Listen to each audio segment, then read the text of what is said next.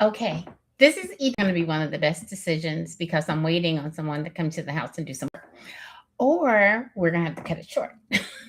Either one's going to work. So, what we're going to talk about today, because y'all know we're in the space of wrong questions, right response, right? So, because of the financial background and stuff, my financial acumen that I have in all these spaces in the profit, nonprofit, government areas, I wanted to address something, and I've been homeless and all this wonderfulness that has happened to me that caused me to be the amazing person I am. Just saying. The question today is, why can't I get ahead financially? That's the wrong question. Because again, it pushes it on the outside of you. Why can't I? It's very judgmental, and it's coming from a space of who you're not versus who you are. So the right response in this, and this is coming out of a 60-day workbook that I'm working on, is more to come. Is what money pattern keeps repeating because I have not stabilized who I am around money. So we talk about money patterns, and we talk about the fact that um, what are the habits and money patterns and the way our brain is set up and all of that, because all of those things matters.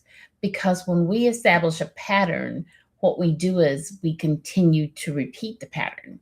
So because most people actually believe they struggle with money because they lack information. And everybody's telling you, if you do this, you'll make money. If you do this, you'll make money. If you it's not just about the making the money. It's becoming the person that can hold and has a vessel large enough to receive the blessings, the benefits, the things that we're saying that we desire. The truth that comes to the surface is most of us already know what to do. Just saying. We know what we should have because there's this disconnect, this misalignment in where we are and where we believe and desire to be. And so we know we should, I hate that word, I don't like the should word. We could track our spending. I'm just saying could track our spending, and you could do it all the time. I'm just saying. Um, and we know we should stop lending money we cannot afford to lose. That is not smart to lend money you cannot afford to lose. So, and we can get to that in the, if you have comments about that, that's a great segue. But knowing all of this, knowing is not the real problem. The knowing is not the real problem. The issue, the deeper issue is identity has been the problem. So, because money does not reveal your income. I'm going to say it again because somebody's going to say, what? Money does not reveal your income. It reveals who you are when pressure arrives. It reveals what you run to when you're tired and what you avoid when you are overwhelmed. You are who you are and who you rescue when you feel guilty. I'm pausing intentionally right there. And what you buy when you want to be seen. Now, we could just close up right there because that's a lot, right? So I need you to go back and look at that again. And again, don't look at it from a perspective that this is judgmental. This is not judgmental. It's not transactional. The intent is for us to become better aware of what happens when something happens. For an example, when you get stressed, what happens? I used to, when I get stressed, the first thing I would do is I was a stress eater. If anything happened, I would immediately go into a space where I would eat. So some people do that for shopping. Some people do that for a lot of different things. So I want you to pause right there. Remember, we're talking about the 99.3. So take a moment and pause when something triggers us to step outside what we say we want. For and I can use food or anything as an example. But what happens when you get triggered and you're about to make a decision that goes against what you say you want? So what I'm saying is take a second before you walk to the register, before you do anything regarding that, before you order all the food or before you spend all the money or you hand someone else a lot of money because they made you feel guilty. Take a moment and move to the frontal lobe up here and just do the 99.3. Do the 90-second calm, do the 9 deep breaths, and then ask yourself some questions, right? So, and that's where the work begins. Not with a new budget. I know, and I'm saying that. Can you believe that? Because a budget will not make you not spend. A budget is information. Your habits, your patterns are a revelation. So the new question I'm asking you to ask is, who am I becoming around money? Who am I? Who are you becoming around money? Okay, so I'm gonna give you a declaration for today because this is the way we're setting up. I'm setting up this workbook, and it's 60 days to help you literally transform the way you think about money, so that you can honestly not just get money, but hold on to it and grow it. So one of the declarations is, I am not just fixing my finances. I am becoming the kind of person who can hold, steward, grow, and build money. Y'all hear me? I am the kind of person. Think about that. I want you to repeat. I want you to say this. Write this down for you. I am not just fixing my finances. I am becoming, and in my case, I would say I am the kind of person, because that's declarative, that's right now, that's in this moment, so that my brain engages and says, okay, but and it bridges the gap. I am the kind of person who can hold. That means you can have money in your account and not freak you out, and you try to think of ways to spend it. Steward, which means I'm accountable and I'm looking at the things that I'm buying my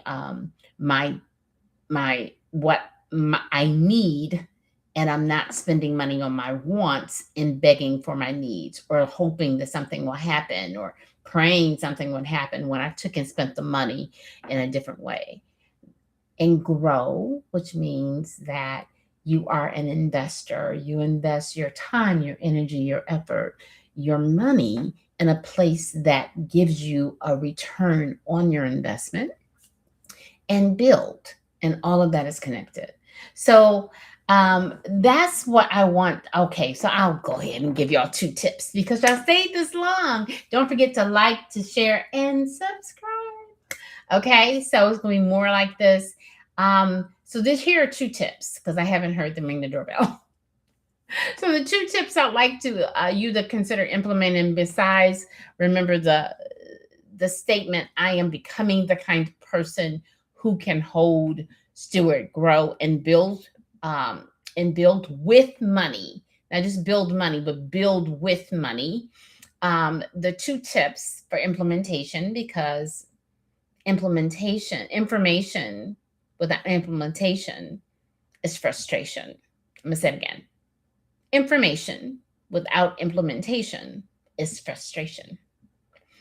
However, information with revelation causes you to literally implement and move forward and take a step.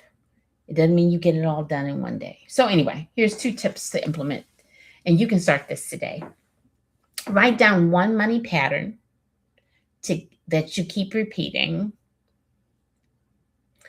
Write down one money pattern you keep repeating: avoidance, rescuing, overspending. These are examples. Or performing. Name it. Name the money pattern that you keep repeating that you know is not in alignment with what you desire in your life or what you're speaking, that doesn't align with your truth. So write it down and then finish this sentence in your reflection or your journal space. The identity that I am building around money is, okay, I'm going to say it again. Complete the statement. The identity I am building around money is, and you fill in the space. Now, for this moment, it may be, don't judge it, just see it, just hear it, just feel it. Because what will happen, believe it or not, what will happen is 60 days from now, you may take it and you look at that and you say, "What? That's not who I am. That's not what I want. That's not it." So you can then change. I mean, we get the chance to adjust and build new patterns and new habits, right?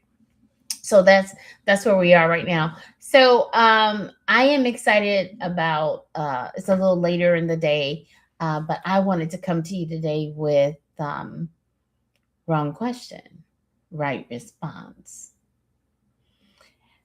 and looking at the issue with money, because all of us are asking different questions, and I want you to stop blaming,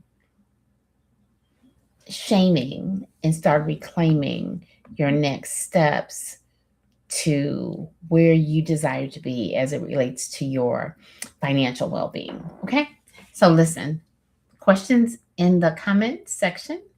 I will answer them or do a video in response to them. And then if I do a video, I will drop the link so you can go back to it. This is about all of us. None of us have arrived.